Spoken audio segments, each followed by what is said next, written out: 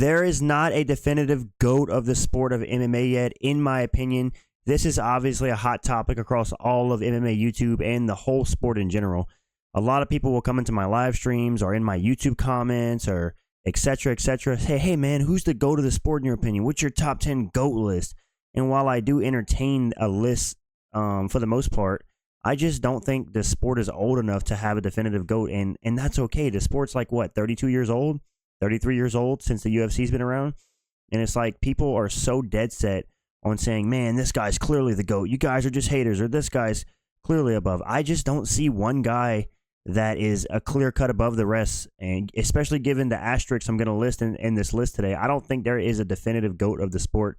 That's my argument. So let's get right into it. Starting off, I have 4 guys I'm going to look at today who a lot of people claim are the GOAT of the sport, and I'm going to refute why I don't think they are and why there's no definitive GOAT of the sport currently. So let's get right into it, starting off with Jon Jones. Now, Jon Jones is by far, I'd say 80 to 90% of people say that Jon Jones is the GOAT. The rest of them will say the other guys I'm going to talk about in this video, but most people agree that Jon Jones is the greatest of all time in the sports of mixed martial arts. Now, here's why I disagree. First, to start off, he's had multiple failed PED tests. So he tested positive for cocaine after fighting DC on their first fight, which I know cocaine is not a PED, but just to note, tested positive for that. He also tested positive before UFC 200 when he was scheduled to fight Cormier. He tested positive for clomiphene and letrozole, I believe, which are 2 estrogen blockers, which are known to use to mask steroids after you're coming off of them. So he was pulled from UFC 200 for that. Then he tested positive for turinabol after his fight with DC at UFC 217 and was stripped of his title. So that's 2 failed drug tests for PEDs. And after the whole turinabol thing, right, he was suspended for 15 months due to failing that test. And I think he actually snitched on someone, other fighters that are allegedly on steroids, in order to get his sentence shortened, right? So after he gets suspended for the 15 months, he has a fight to come back. I forgot who he fought. Maybe it was Anthony Smith, but it was Gustafsson. At one point, he had a Gustafsson rematch scheduled, right? He comes back to fight Gustafsson, and in the week of the fight, the commission will not sanction Jon Jones in Las Vegas because he has pulsing picograms of turinabol in his system. And so the UFC, what do? On a week's notice, they move the entire event to California in order for Jon Jones to fight with pulsing picograms in his system. So just this alone, in my opinion, is enough to wipe Jon Jones from the GOAT conversation. If you take guys like Lance Armstrong, who obviously got caught doing steroids or doing performance-enhancing drugs, what did they do whenever Lance Armstrong popped? They took everything away from him. He didn't get to keep anything. He wasn't regarded as the greatest anymore because he cheated. And a lot of times, MMA fans, the biggest cope is, oh, well, dude, everybody's on steroids.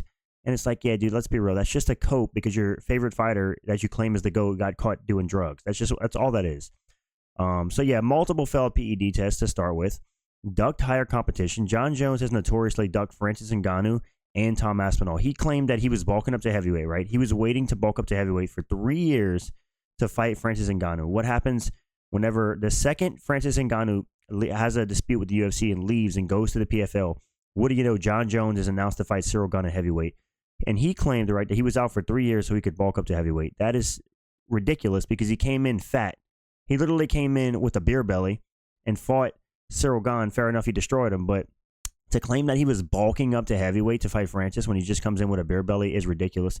He obviously ducked Francis Ngannou. Everybody knows it. And now he's actively ducking Tom Aspinall, which in my opinion does take away from his legacy. If you look at a guy like Jon Jones actively ducking Tom Aspinall blatantly, like all over the media, he chose to fight a 42-year-old retired firefighter in Stipe who hadn't fought in 3 years, then to fight Tom Aspinall and nearly took him to the 4th round. And yeah, as you can see, I'm not a huge fan of Jon Jones, but whenever you take into account the ducking and the multiple failed PED tests, and he always seems to have fought guys who had an obvious advantage over. He had an obvious advantage over, but and I know that just sounds like code, but hear me out. Jon Jones' career is beaten off of overblown middleweights that were lightweight champions, so to speak.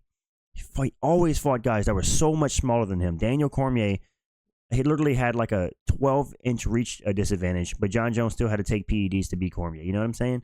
Like, he was beating a lot of smaller guys, and whenever he faced the bigger guys, like a Gustafsson, look what happened. They went to war in the first fight. Like a Reyes, who beat him. Like a Thiago Santos, who nearly beat him on one leg. It's like, dude, If this guy is the quote-unquote GOAT, as he called him, why is he ducking the higher competition? Why is he failing multiple PED tests and beating his wife? Why is he fighting guys his entire career that were middleweights? You get what I'm saying? Jon Jones has never truly tested himself, in my opinion. When is this guy came and fought the absolute best challenge outside of Daniel Cormier? And maybe, I don't know, man. I don't know. I guess you could say Glover Teixeira. Maybe I'm coping a little, but either way, I cannot call Jon Jones a definitive GOAT of the sport for those reasons. Let's get on to the next slide where we have Georges St Pierre. Georges St Pierre, now he does not have the drug cheating asterisk like Jon Jones does. However, he has a different problem. Georges St Pierre, his level of competition wasn't good enough to be the GOAT of the sport, in my opinion. Yes, he beat every single guy he's ever fought. He has 2 losses, but he avenged both of those losses to Matt Hughes and to Matt Serra, destroying them both in the rematches. He actually beat Matt Hughes twice. The issue with GSP is that his level of competition was always pretty mid. Like, if you look down his resume, yeah, he arguably lost to Johnny Hendricks. He dominated Nick Diaz, but it's like it's Nick Diaz, who hasn't won a fight since 2011, you know? Who else did he beat? He beat Jake Shields. He beat, I'm drawing blanks, guys. He beat Carlos Condit. He beat, that was a really close fight, by the way. He beat Dan Hardy, I believe. Yeah, GSP, he has some great wins. He beat Matt Hughes, obviously. He beat BJ Penn. He beat Matt Serra. Like GSP has good wins, but not amazing enough to call him the GOAT of the sport, in my opinion. I think his level of competition was just a little too low. But when you want to talk about well-rounded fighters and high fight IQ, GSP was that guy. So respect to Georges St Pierre. Here's the issues I have with Georges St Pierre outside the lower levels of competition. He didn't give the guy a rematch that arguably beat him. Now, this is a stain on GSP's legacy, in my opinion. Nobody talks about this, but I'm making the big claim that him not giving Johnny Hendricks a rematch is a bad look, and it made him look like he was ducking the fight. I know Johnny Hendricks went on a downslide after that fight, or after he became champion, but still, for GSP not to stick around and give Johnny Hendricks the rematch he clearly deserved and retire, it wasn't a great look for his career, in my opinion. Definitely not going to be getting him any extra GOAT status. And then he comes back in 2017 to face Michael Bisping, right? Goes up to middleweight, faces Michael Bisping, has in his contract that he will defend the middleweight title against the next contender if he beats Bisping. He beats Bisping. What does GSP do? He all of a sudden, he has a mysterious disease. He can't fight now. He vacates the belt. And yeah, I think that does take away from his legacy, not wanting to fight guys like Robert Whitaker and Yoel Romero, which fair enough. But like I said, if we're talking about GOAT status, a GOAT of a sport would go up and face Robert Whitaker or Yoel Romero if you're the GOAT. You know what I'm saying?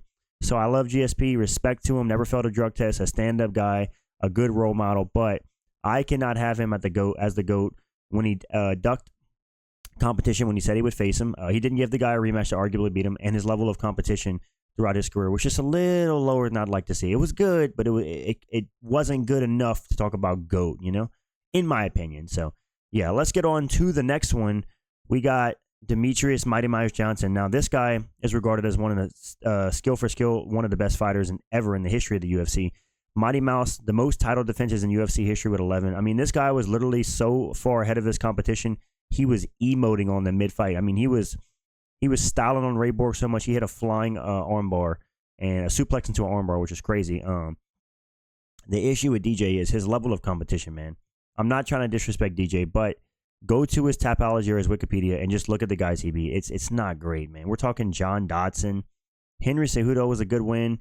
Joseph Benavidez was a good win. But outside of that, I mean, we're grasping at straws. Talking about John Moraga and John Dodson and Joseph Benavidez and Ian McCall. It's like these guys are okay, but it's like not enough to be GOAT status. And I know DJ was kind of a victim of his own success, but we're talking about a guy who just never fought the highest level of competition. And then he also lost a couple times in his prime. He lost to Cejudo. It was a close fight, but he did lose. And then he went to one championship, and he got knocked out by a knee. Fair enough, he came back and avenged the loss, but a loss is a loss. And whenever we're talking about the GOAT of the sport, we have to take into consideration these things. And I just don't see an argument for DJ being the GOAT. Maybe he's the most skilled fighter we've ever seen, but in order to be the GOAT, I just don't see it. The level of competition wasn't there. Losses in his prime. Maybe you could argue the Moraes loss was outside of his prime, and you could also argue that he beat Henry Cejudo and it was gifted a decision to him. But on paper, it's losses, and Yeah, we count what's actually on paper. So Anthony on paper Smith would agree with me. But Demetrius Johnson, one of the greatest mixed martial artists we'll ever see. Is he the GOAT of the sport? I don't think so, because the whole point of this video is that there's not a GOAT of the sport yet. So yeah, I don't see Demetrius Johnson as the GOAT of the sport. Let's get on to the last guy. A lot of guys call the GOAT, which I heavily disagree, but I had to include him in this video because guys say it. Khabib Nurmagomedov. Listen, Khabib, I don't think you can have Khabib as the GOAT because, first of all, questionable pre-UFC career. This guy, from what we know, from the rumors we've heard, I don't know if they're true. Somebody do the research for me, but a lot of his fights pre-UFC were against guys with extremely negative records, and also there were only 2-round fights that were counted as pro fights. Khabib fought a bunch of cab drivers quite literally before his UFC career, so he got a free 16-0 wins to start his UFC career. Now one could argue, well, why does it matter? What he did before the UFC, he was undefeated in the UFC, and that's a fair take, but it definitely blows up his 29-0 record and makes it look better than it actually should be, given a lot of the guys he faced before, or almost all the guys he faced before the UFC, were journeymen or cab drivers and guys that had negative records. So that really inflates that 29-0 and makes it look better than it should be. Also, he's never fought anyone to challenge his style. Let me explain. Especially in his prime. Listen, he beat RDA is the best grappler this guy beat. Outside of that, who? He faced all strikers. He faced Conor McGregor, a striker. Justin Gaethje, a striker. Dustin Poirier, a striker. It's like he faced strikers, and whenever you are talking about the GOAT of the sport, you have to have a guy that's challenged in all areas of mixed martial arts, and I just don't think that he was challenged enough to, I don't know. To me, whenever you, I don't know how I'm trying to say this. This is tough, but basically what I'm saying is his style wasn't challenged enough, and I know that's not really his fault. He fought the guys that were there, but he never fought a Charles Oliveira. He never fought a Arman Sarukian, a Islam Makhachev. Obviously, he wasn't going to fight Islam, but still, he never fought that dangerous guy that could challenge his style. He never fought a Tony Ferguson. They were scheduled 5 times. You get what I'm saying? And the biggest critique of Khabib's career, which is a great critique, is that he retired too early. Khabib retired way too early. He retired at where he was 32 years old. I get it. His father had just passed away. He said he wasn't going to fight without his father. 3 title defenses, the height of his career, literally sliced through Justin Gaethje like a hot knife through butter. Destroyed Justin Gaethje, and then he decided to call it a career at 29-0. I wish he'd went to 30-0 just because it looks cool on paper, but I think Khabib has the worst case of all these 4 guys that I'm talking about to be the GOAT of the sport, but yeah, man, just if you look at these things within Khabib's career, retired too early, never fought anyone to challenge his style, and questionable career pre-UFC, and the level of competition he fought. I didn't add that on this list, but his level of competition wasn't the best. It was good. I think people underrate it, but it wasn't good enough for GOAT status, quote unquote. Now, a lot of people claim that Khabib's the GOAT because he's the most dominant fighter we've ever seen in UFC history, undefeated, never been cut, lost like 3 rounds throughout his whole career, and I understand that. But for me, the level of competition and the longevity wasn't there, so I cannot have Khabib as the GOAT as well. That's my argument, guys, on why there is not a definitive GOAT of the sport of mixed martial arts. If you have a GOAT of the sport, that's totally fine. This is obviously just my opinion. People are so heavy on this topic. Who's the GOAT? Who's the GOAT, man? Who's your GOAT? What's your top 10 GOATs? And it's like, I wanted to make a video to say, hey, man, I don't think there's a definitive GOAT. The sport's only 35 years old. It hasn't been around that long. There's a lot of asterisks on the guys up top. So maybe in the next 10 or 15 years, we'll get a definitive GOAT. But as of now, I just don't think there is one. So yeah, man, this is my argument for that. Let me know what you guys think in the comments. As always, thank you guys for watching. Leave a like on the video if you enjoyed. Drop a subscription to the channel if you're new. I appreciate you guys. I'm out. Peace.